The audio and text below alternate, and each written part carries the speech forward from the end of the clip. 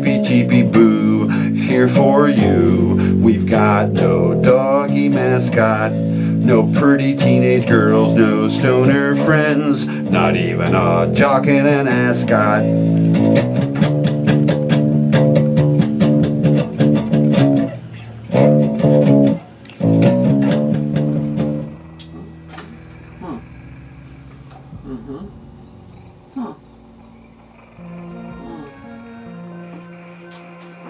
Oh, hello! Welcome once again to the Library of Horror Hotel, where it's time for another exciting installment of Creepy Cheapies with Dr. Lady. I'm Kid Creole and the Coconuts. And Jinkies gang, we've got another mystery on our hands. And the mystery is, why did it take so many years for some good masks to be done of the various villains and monsters from the old cartoon series Scooby-Doo? Originally Scooby-Doo, Where Are You? Remember that show? Sure you do. If you grew up anytime after the 1960s, anytime after 1969, you have been exposed to some Scooby-Doo for sure. And, well, the villains usually, the monsters usually turned out to be guys in masks, usually turned out to be criminals in masks, at least in the early episodes. And therefore, it makes it kind of a no-brainer that they would make a great series of collectible masks, because you'd have masks that were like the masks worn by the bad guys in the episodes. And there have been a few over the years that I've seen here and there. Ruby's Costumes did some just a few years ago, but I think that was the result of some sort of office error, some sort of clerical error, because they made the mistake of asking the dog, Scooby, you know, like they asked him, "What's your name?" And he said, "Ruby." You know, "Who's your favorite mask company?" "Ruby." You know, he didn't know what they were asking. They didn't know what he... So they thought he meant rubies, but he was just telling him his name. And anyway, finally, some better ones have been done. And then some of the rubies ones were all right. They're not terrible, but the better ones, I think, are the ones that came out in 2020 from the Creeps at Trick or Treat Studios. And our first subject here this evening, or this morning, I guess it's morning actually, isn't it? I forget what timetable you living people are on. But anyway, our special guest villain today is the Scooby-Doo Wolfman.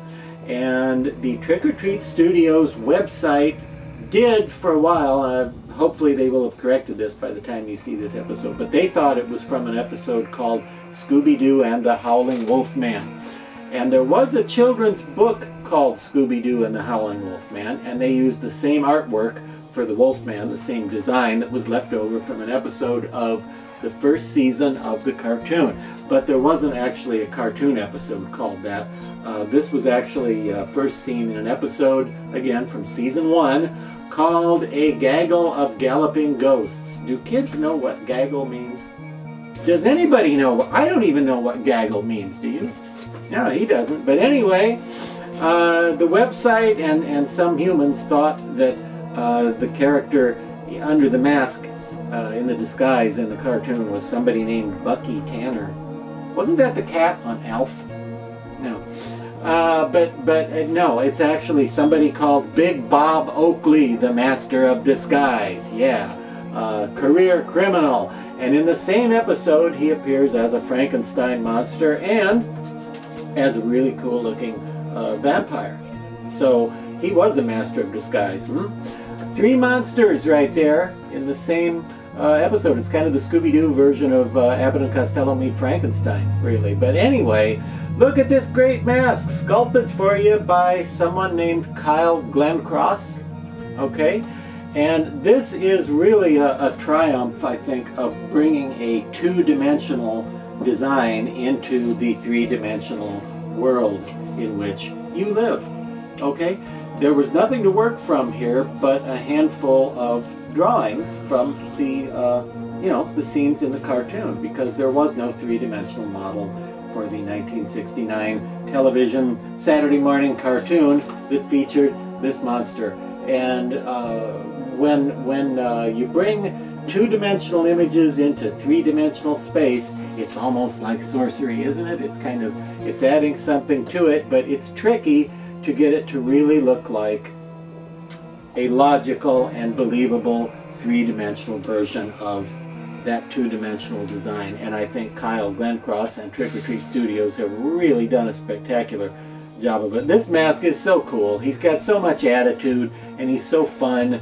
And no, he's not 100% like super photorealistic necessarily, as much as a mask of like a really realistic Wolfman, like in the old movies, the Wolfman. But he's such a cool mask, it'll kind of make you happy just to look at him. If you have one of these in your house, he looks like fun. He smells like fun even. The rubber he's made of smells like fun. He's so much fun. He's got glossy eyes, and I didn't do anything to them. He's got the pupils cut out, so might be a little hard to see out of if you're going to wear it for really long periods of time. I don't know if you'd be okay with that or not. If not, you might have to cut out a little bit of space above the eyes to, you know, give yourself a little better field of vision. But he's got dark brown fur glued on, and it looks great. It looks perfect.